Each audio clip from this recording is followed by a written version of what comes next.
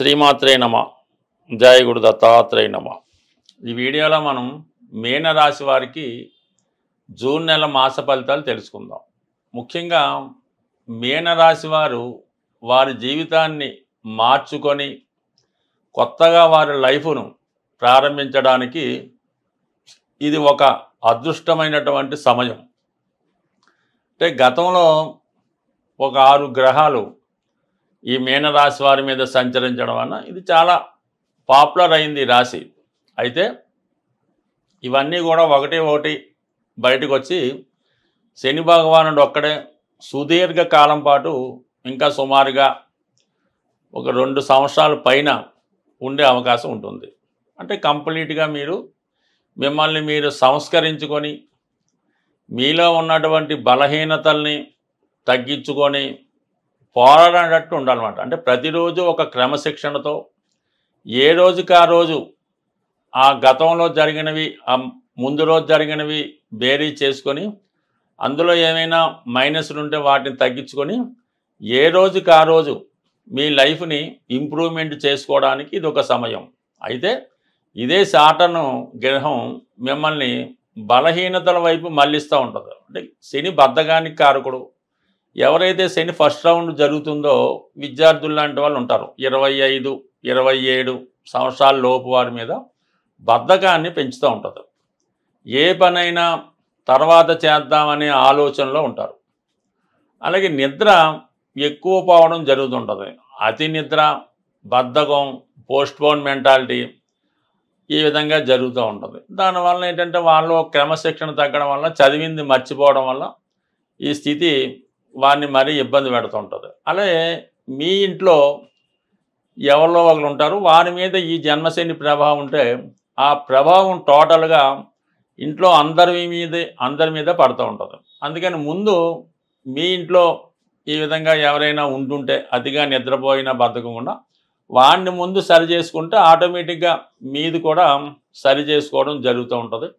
అలాగే ఏదో ఒక బలహీనత కల్పిస్తే ఎవరి మీద ఉద్యోగం చేసుకుంటూ 30-55 మధ్యలో ఉన్నవాళ్ళు వాళ్ళు ఏదో ఉద్యోగం చేసుకుంటూ పిల్లల్ని చదివించుకుంటూ ఈ పెళ్ళిళ్ళు వాటి కోసం పిల్లల పెళ్ళికి కష్టపడుతూ ఉంటే ఈ సమయంలో వారికి ఏమవుతుందంటే ఏదో ఒక బలహీనత యాడ్ అవుతుంది.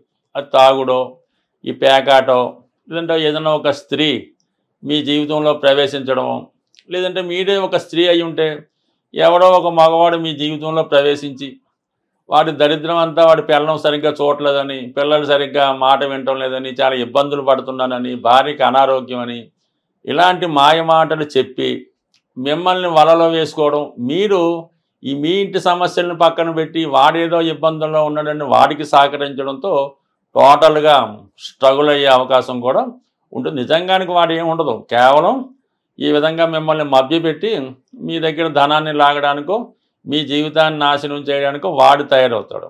అదే మీరు మగవారు అంటే మీ కొలీగో ఇంకొకరు మీ జీవితంలో ప్రవేశించి ఆవిడ బాధలు ఆవిడ చెప్పుకొని మిమ్మల్ని ప్రలోభపరుచుకునే ప్రయత్నంలో టోటల్ లైఫ్ స్పాయిల్ అవ్వడానికి కారణం అవుతూ ఉంటుంది.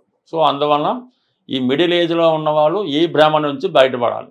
మరి కొందరైతే తాగుడు, పేకాట, ఏదో లంచాలు తీసుకోవడం, ఎందుకంటే ఎప్పుడైతే ఎడిషనల్గా ఇలాంటి భారం తగిలిందో ఆటోమేటిక్గా వాడు అదనపు ఆదాయం కోసం తాపత్రయపడతాడు.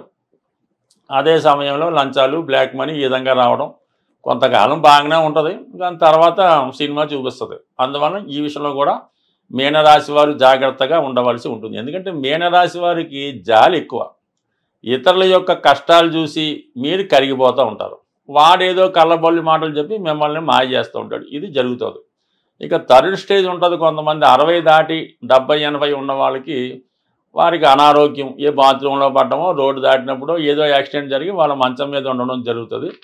ఎప్పటిదాకా మిమ్మల్ని మీ చుట్టూ తిరిగి మీకు సేవలు చేసిన వాళ్ళు ఇప్పుడు ఒకరు దూరమై వీడు ఎప్పుడు పోతారా అన్న స్థాయికి రావడం జరుగుతూ ఉంటుంది. అంటే మీకు ఏదో ఆస్తి ఉంటే పర్వాలేదు, ఏదో గవర్నమెంట్ పెన్షన్ వస్తే పర్వాలేదు. ఈ రెండు లేకుండా మీరు ఇతరుల మీద ఆధారపడి ఉంటే మాత్రం కంపల్సరీగా మీరు చావు కోసం ఎదురు చూడటం, మీ కుటుంబ సభ్యులు కూడా దానికోసం ఎదురు చూస్తూ ఉంటారు. ఈ విధంగా స్ట్రగుల్ పడే అవకాశం ఉంది. కాబట్టి ముందు మీనరాశి వారు వ్యక్తిగతంగా వారి ఆలోచనలు, వారి అలవాట్లు ఏది విధంగా ప్రలోభపడకుండా సిన్సియర్గా క్రమశిక్షణగా ఉంటే వారికి చాలా వరకు మిగతా గ్రహాలు సహకరిస్తాయి. దానికి ధనస్థానంలో శుక్రుడు. కంపల్సరిగా కుటుంబంలో శుభకార్యాలు జరుగుతాయి, కుటుంబ విషయాలు అనుకూలంగా ఉంటాయి, అందరికీ ఏదో విధంగా సంపాదన ఉంటుంది, ఏదో ఆనందంగా ఉంటారు, దూరంగా ఉన్నటువంటి బంధువులు కలుసుకుంటారు. అలాగే గురువు చతుర్థంలో ఉండడం వల్ల గృహయోగం కలుగుతుంది. దశమాన్ని చూడటం వల్ల ఉద్యోగంలో ఉన్నటువంటి సమస్యలు తొలుగుతాయి. కుజుడు 6వ స్థానంలోకి రాబోతున్నాడు. ఎటువంటి రుణ పరితుంచినా బయటపడతారు, కోర్టు సమస్యల నుంచి విముక్తి కలుగుతుంది. సో ఈ విధంగా సర్వగ్రహాలు మీకు అనుకూలిస్తున్నాయి. అయితే 12లో ఉన్నటువంటి రాహువు మీ యొక్క ఆదాయాన్ని పెంచే ప్రయత్నం కూడా చేస్తాడు. ఎందుకంటే 11ను కూడా యాక్టివేట్ చేయడం జరుగుతుంటుంది. 12లో ఉన్నటువంటి రాహు ఇటొచ్చి మిమ్మల్ని మీరు సంస్కరించుకొని నిజాయితీగా స్వచ్ఛంగా కడిగిన ముత్యంలాగా ఎటువంటి చెడు ఆలోచనలు లేకుండా నిష్కలంగా ఉంటే అంటే మీ యొక్క అభివృద్ధికి కానీ పతనానికి కానీ మీరే కారణమవుతారు. స్వభావ సిద్ధంగా మీనరాశి అంత అదృష్టవంతమైన రాశి ఉండదు. ఎందుకంటే ఇదే రాశిలో గురువు స్వక్షేత్రం ఉంటుంది, శుక్రుని యొక్క ఉచ్చక్షేత్రం ఉంటుంది, బుధుని యొక్క నీచక్షేత్రం ఉంటుంది. అంటే ఇవన్నీ కూడా ఒకే చోట ఉంటుంది. కాబట్టి దీన్ని శని భగవానుడు కేవలం మిమ్మల్ని సంస్కరించడానికి మాత్రమే, మిమ్మల్ని బాగు చేయడానికి మాత్రమే ఈ జన్మశని మీకు ప్రారంభమైంది. దాన్ని మీరు వేరే విధంగా అర్థం చేసుకొని శనిని నిందిస్తే మీ యొక్క అధోగతి పాలు కాక తప్పదు. ఏదైనా హీరో అయినా జీరో అయినా మీ చేతుల్లోనే ఉంటుంది. ఏదైనా ఈ జూన్ నెలలో ధనాన్ని అదృష్టాన్ని ప్రసాదించే గురు గ్రహం మౌఢ్యంలోకి వెళ్ళడం జరుగుతుంది. అంటే ఇంచుమించుగా మనకి జూన్ 10వ తారీఖు నుంచి జూలై 8వ తారీఖు వరకు కూడా ఈ గురు మౌఢ్యం అన్నది ఏర్పడడం జరుగుతుంది. దాని శుభకార్యాల మాట పక్కన పెట్టిన మనీ రొటేషన్ అన్నది చాలా వరకు తగ్గిపోవడం జరుగుతూ ఉంటుంది. ప్రతి ఒక్కరికి కూడా ఆర్థిక పరమైనటువంటి టైట్ ఏర్పడుతూ ఉంటుంది. అంటే సమయానికి మనకి రావాల్సింది రాకపోవడం జరుగుతూ ఉంటుంది. సో ఏదైనా ఏ గ్రహమైనా మనకి అనుకూలమైనటువంటి ఫలితం ఇవ్వాలంటే ఆ పరమేశ్వరుని యొక్క అనుగ్రహం తప్పనిసరిగా ఉండాలి. అంటే శివుడు అభిషేక ప్రియుడు అవటం వల్ల శివునికి ఈ సమయంలో మనకి ధనాన్ని ఇచ్చే కొన్ని పరిహారాలు తెలుసుకుందాం. అందులో ముఖ్యంగా శివునికి ఈ మారేడు దళములు సంపాదించి అవి నీటిలో వేసి ఆ జలంతో అభిషేకం చేయవలసి ఉంటుంది. అంటే మారేడు దళములు వేసినటువంటి వాటర్తో అభిషేకం చేయాలి.